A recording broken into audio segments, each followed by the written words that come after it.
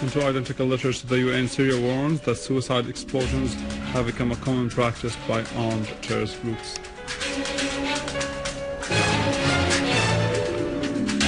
Russia and Iran stress intention to continue their efforts to stop the violence in Syria, to pave the way for a political solution and dialogue.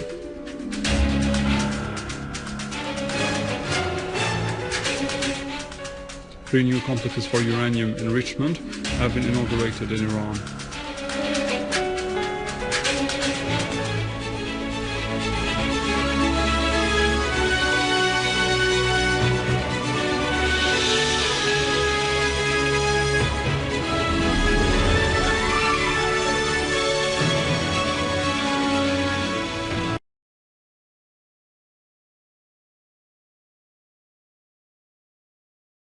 And the recurrent shelling of civilian areas in Damascus and several provinces has become a typical practice of the armed terrorist groups.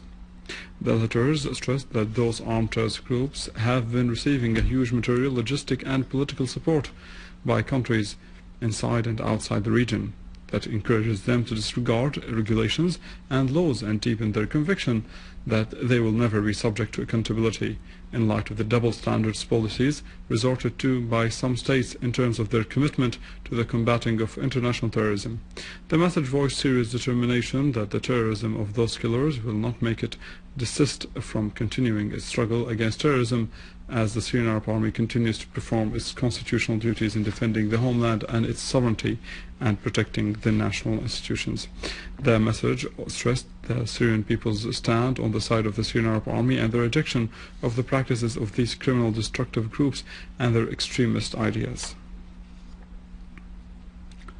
International reactions continue to denounce the suicide terrorist blast that took place yesterday between As-Sabah Bahrat Square and the Shahbandar area in Damascus and claimed the lives of dozens of women and children.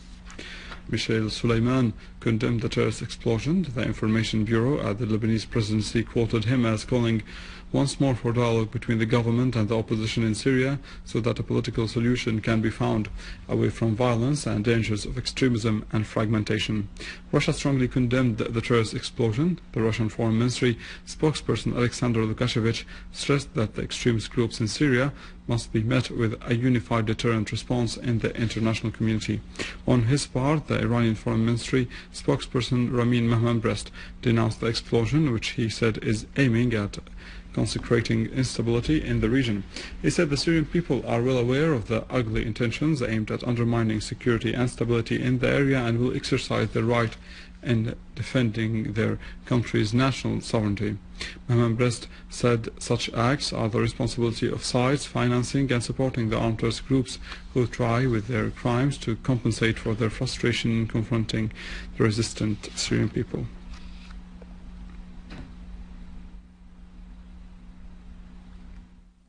Russian Foreign Ministry spokesperson Alexander Lukashevich has reiterated Russia's resolve to continue its huge efforts to put the situation in Syria on the track of a political solution that helps initiate dialogue among all parties on the basis of the Geneva Statement.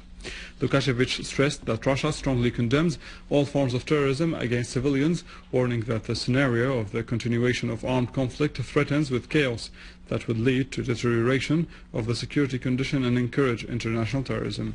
He pointed out that the crisis in Syria would be subject for discussion during the ministerial meeting of the Group of the Eight to be held in London on the 10th and 11th of this month. Armenian President Serge Sargsyan and Iranian Foreign Minister Ali Akbar Salehi have warned that foreign interventions in Syria's internal affairs have further aggravated the situation in the country. Salehi reiterated his country's support for the political program to solve the crisis, which was proposed by the Syrian government. He also affirmed during the meeting his country's support for the Syrian people to practice their right to self-determination in a secure and stable atmosphere. He added that Iran's stand towards the crisis in Syria is clear and transparent. With the participation of Iranian President Mahmoud Ahmadinejad and head of the Nuclear Energy Organization in Tehran, Iran has inaugurated 3 complexes for electronic activation and uranium acid processing during its celebrations of the National Day of Nuclear Technology. The Iranian president said his country is about to possess nuclear technology, pointing out that Iran has become a producer of the yellow cake after it used it to import it from abroad. The project is considered a prominent example of producing uranium from natural sources.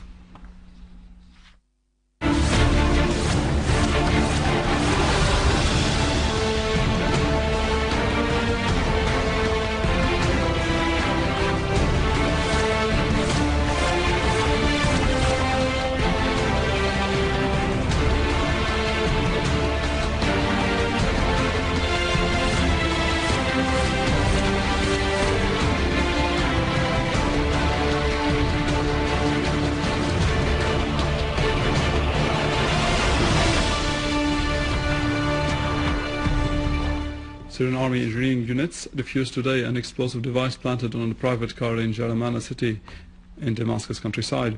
A source told Sana reporter that the device was attached to a parked pickup truck in that area. Syrian Arab army units continue its mission in pursuing fleeing terrorists from Jabhat al-Nusra and other mercenaries. The army units fully cordoned the eastern Ghouta preliminary to a series of operations aimed at clearing the area of terrorists. The army has accomplished the second phase of the operation and cut off the road of supplies for the armed groups from Jordan in the direction of al-Ghouta. A military source has said that a unit of the Syrian Arab Army has foiled today an attempt by a suicide bomber to blow up his truck, which was loaded with about 3 tons of explosives that were hidden among potato bags on Al-Mastoume Idlib road. The source added that the Syrian armed forces defused an explosive device near a military checkpoint on that road. New evidence of the West's support of terrorism was revealed by the Dutch Channel 2, which uncovered documents that have been distributed inside mosques in the Netherlands, offering a full travel plan to join the fight in Syria. Misleading young men and recruiting them in the ranks of the armed terrorist groups that wreak havoc in Syria is a phenomenon that grows dramatically. The Dutch Channel 2 published a document that presents a full travel plan for the Dutch who intend to join the terrorists in Syria, starting from Amsterdam airport until the Turkish-Syrian borders, and then to Aleppo. The channel revealed that dozens of Dutch departed under these documents that were distributed within the mosque in Netherlands under the call for al-jihad. The channel also affirmed that 2 Dutch young men were killed in the battles in Syria last month, and there are videos filmed in Aleppo recording conversation in Dutch, while other videos revealed the existence of Belgian terrorists in Syria. This is not the first time that such facts are being unfolded, as the evidence of the regional and international complicity in funding, sheltering, providing the terrorists with weapons and sending them to Syria are so many, and are repeatedly published in many major newspapers around the world. Within the same context, the terrorist group al-Qaeda in Iraq said Jabhat al-Nusra was part of it and had the objective of establishing an Islamic State in Syria. A leader of al-Qaeda in Iraq, Abu Bakr al-Baghdadi, said that Jabhat al-Nusra is only an extension of the Islamic State of Iraq and part of it. Al-Baghdadi also announced that the upholstery of the name of the Islamic State of Iraq and also the name of Jabhat al-Nusra to get them under one name, which is the Islamic State in Iraq and the Levant. The terrorist group of Jabhat al-Nusra had claimed responsibility for hundreds of terrorist suicide blasts which took place in Syria that killed hundreds of people and injured others, including women and children.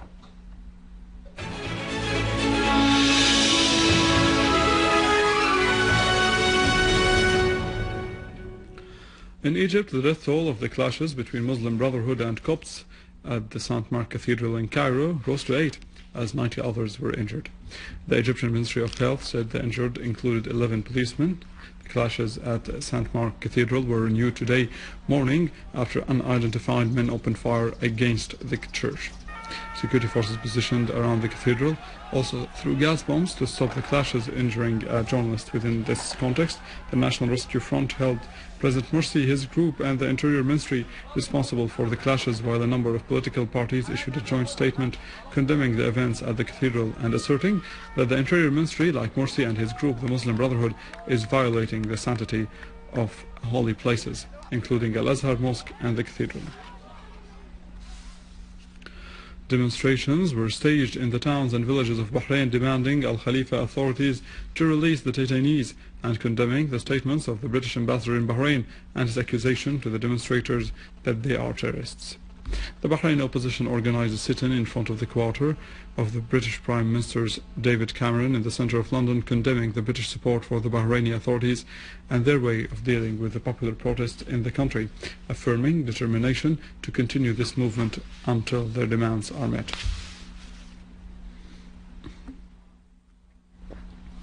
That was it. More details on our website in English, www.syriaonline.sy. After the break, new legislations to deal with money laundering in our economic news. After the break.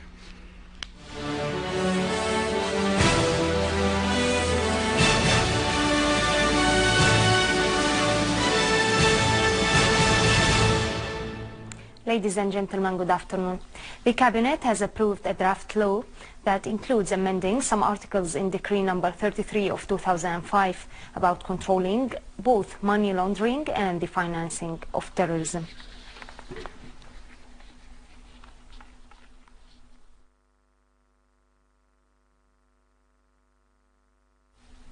The Minister of Economy and Trade, Mr. Mohammed Zafar Mhabbak, issued a decree allowing importers to put the used trucks located in the Syrian free zones under local consumption, taking into consideration that no more than 9 years should have passed since the manufacturing of such vehicles.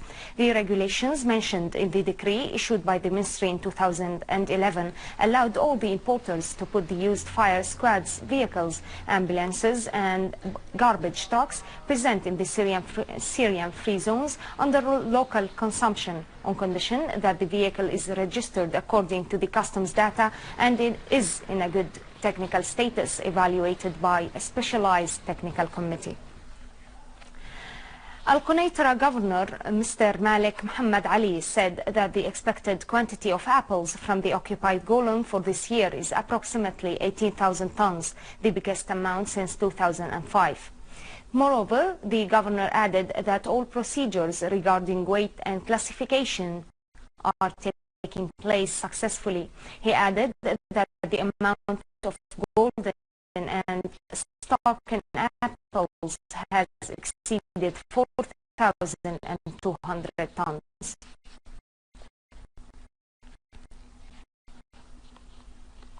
Futures of the Brent crude rose 40 cents per barrel following data that showed a slowdown in the Chinese inflation more than what was expected last month, which may offer the opportunity to continue the monetary easing policy.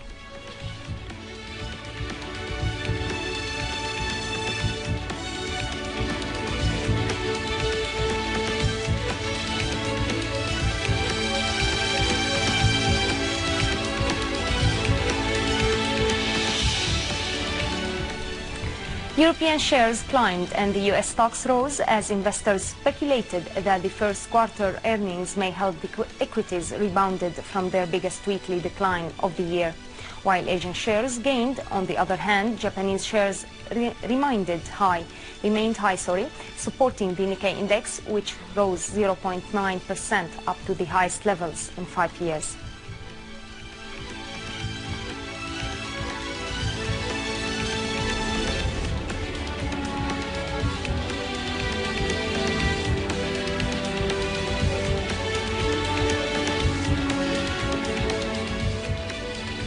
In the local market, the Jewelers Assembly set the price of the 21-carat gold gram at 5,050 Syrian pounds, as the Rashadi golden coin was set at 36,800 Syrian pounds, and the English coin was set at 41,200 Syrian pounds per gram.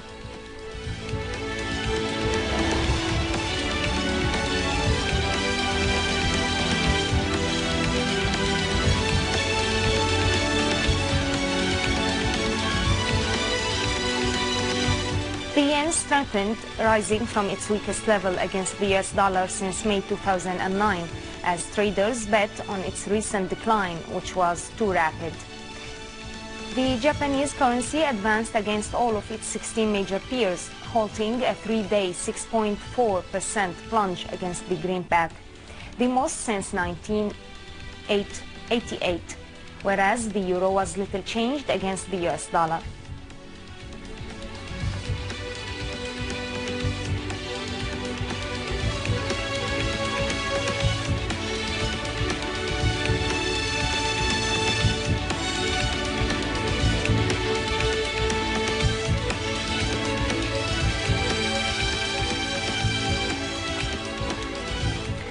Ladies and gentlemen, this was our economic news for today. Thank you for watching. Goodbye.